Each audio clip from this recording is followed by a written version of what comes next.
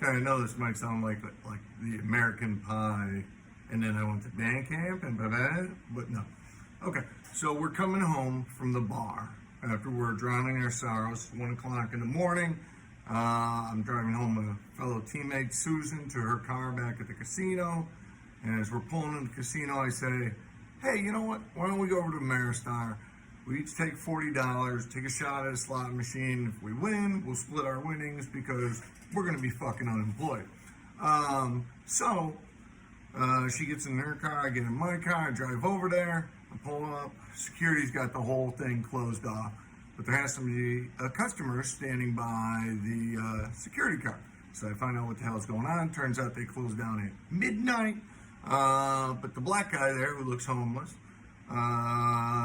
he says to me, "Hey, any way you can take me back to the White Castle," which is basically I don't know, 30 seconds away via car, but you'd have to go across a highway.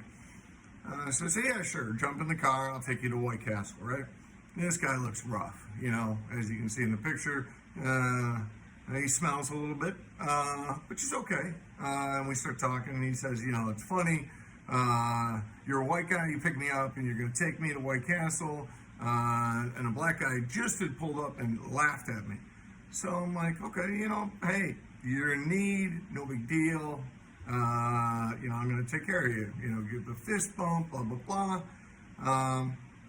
So he starts talking about what he's been doing, and he's going to get to a train station somewhere. And I know the train station's nowhere near the White Castle.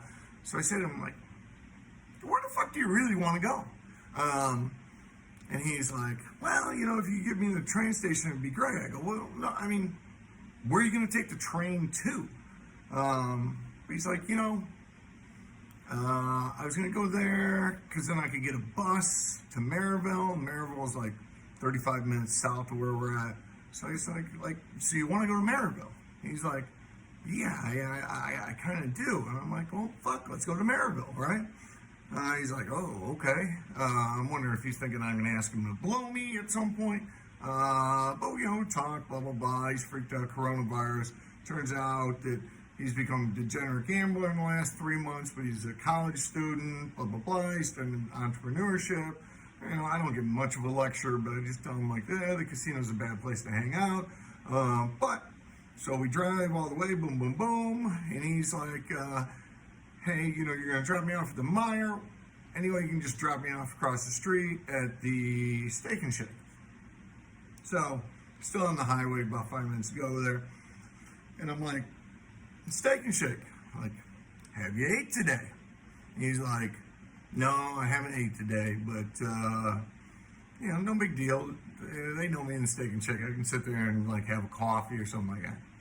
I'm like, "Well, do you have any money to buy coffee?" He's like, I don't have any money at all." I'm like, "Okay." I'm like, "Well, you know what? You just can't hang out in the Steak and Shake probably 5 hours until the bus runs. Why don't I feed you at the Steak and Shake?" He's like, "Okay." He's definitely thinking I'm going to ask him for a fucking hand job, at least at this point. So we go to the Steak and Shake. I say, "Hey, I got to take a leak. You go sit down, blah, blah, blah." I go take a leak, come back out. I say to the guy who's running the Steak and Shake, I'm like, "Hey," and it's all black people in the Steak and Shake. And I'm like, "Hey, do me a favor, set my buddy up with whatever he wants on the menu." And then, they're looking at this guy, and I'm like, and I'm paying for it. So the guy's like, "Okay," and tells him what he wants. This guy didn't even order much, right? And I'm like, "Dude, you're at Steak and Shake. Why don't you have a steak to go with your steak?" But no, he's like, "I'll take a Coca-Cola." I'm like, "Okay, that's fine," right? So he puts in the order. It's a grand total $6.15, right? And then the waitress, who's got the double pierced tongue, and she's like, "Hey, you want to buy me something?" And I'm like, maybe I buy you a diet book, but no, I didn't say that. I just say "Yeah, I'm gonna take care of you on the tip here." So I gave her $5. But anyways, I do it, boom, boom, boom, whatever. I go out to my car. I was gonna put on some Cardi B, so I'm banging on the way home, and all of a sudden I look over, and the dude's standing outside of my car, and I'm like, "That's it. he's gonna whack me now. He's like, roll on the window. I roll on the window. This man is crying in the parking lot. He's like, I can't believe you did this. I'm like, fuck, any human being should do this. Granted, I understand most don't. I'm fucking wacko because I met Jesus and I believe in God now. And, I'm the worst fucking Christian in the world. But, sometimes I like to take care of homeless people. But anyway, so I say to him, like, hey, I hope somebody do the same for me. And he's like, I just gotta shake your hand again. I just can't believe you fucking did this.